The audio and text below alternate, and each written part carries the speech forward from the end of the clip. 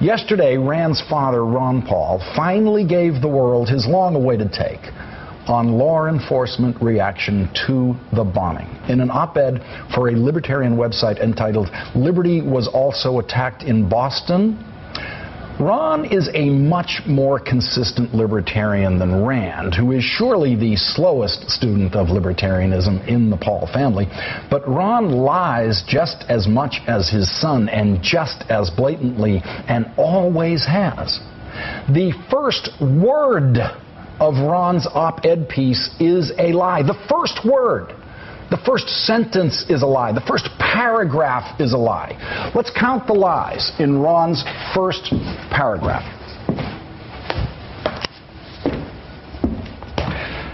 Forced. Forced lockdown of a city.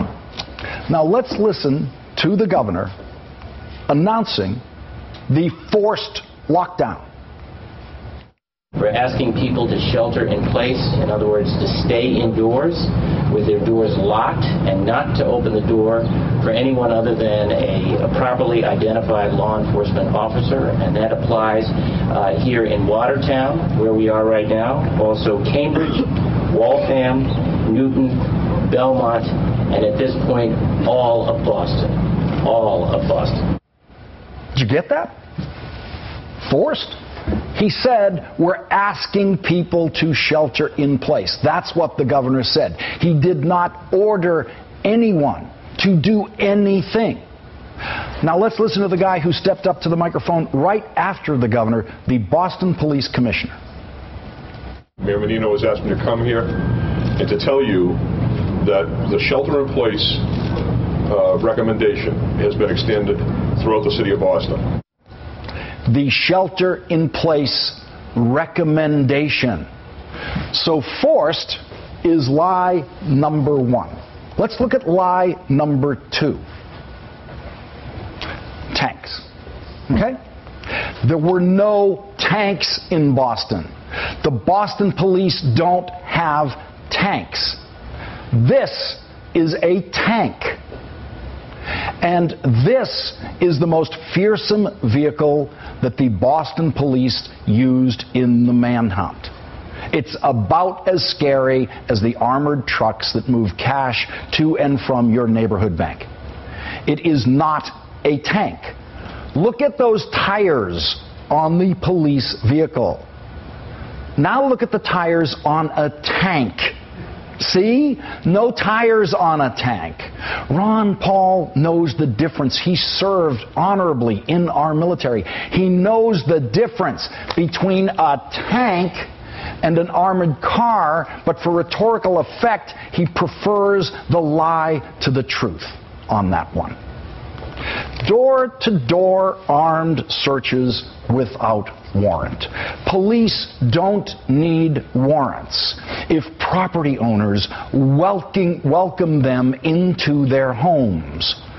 Families thrown out of their homes at gunpoint to be searched without probable cause.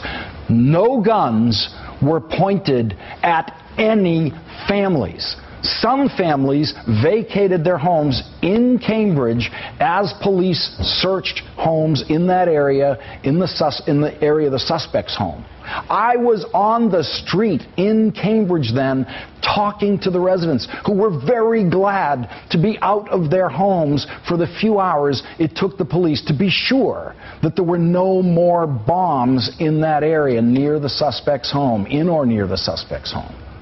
The street that the police was searching then was actually full of spectators and reporters watching the bomb search from what we hoped was a safe distance. None of the spectators on the street were following the recommendation to shelter in place, and no police officer told them to go home because no police officer had the authority to tell anyone to go home because there was no forced lockdown. No businesses were forced to close. That is another Ron Paul lie.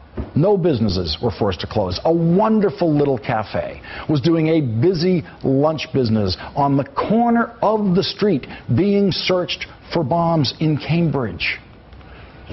Transport shut down. Well, taxis were running most of the day, and you could always drive a car anywhere you wanted, but subways and buses were shut down. So I will give Ron Paul that one. So the first paragraph has 6 sentences and 5 lies.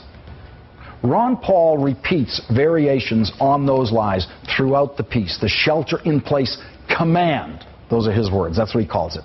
There was no command. The paramilitary troops terrorizing the public. Those are the words he used. Terrorizing the public. Here is how the public reacted to being terrorized by their local police.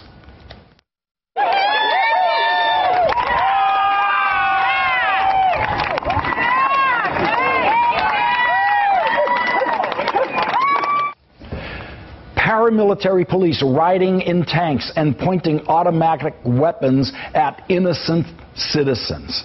That's what Ron Paul wrote. What a vile lie. There were no tanks and there were no police pointing their weapons at innocent citizens.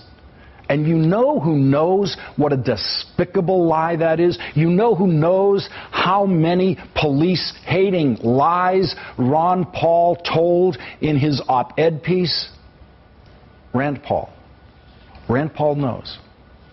When he was issuing his retraction about supporting drone use in liquor store robberies, Rand Paul said this: "Fighting terrorism and capturing terrorists must be done while preserving our constitutional protections. This was demonstrated last week in Boston." I'm sorry, libertarians, honest libertarians. You deserve better spokesmen than Ron and Rand. But until you get better libertarian advocates, you're going to have to continue to endure paranoid, lying politicians in the Paul family.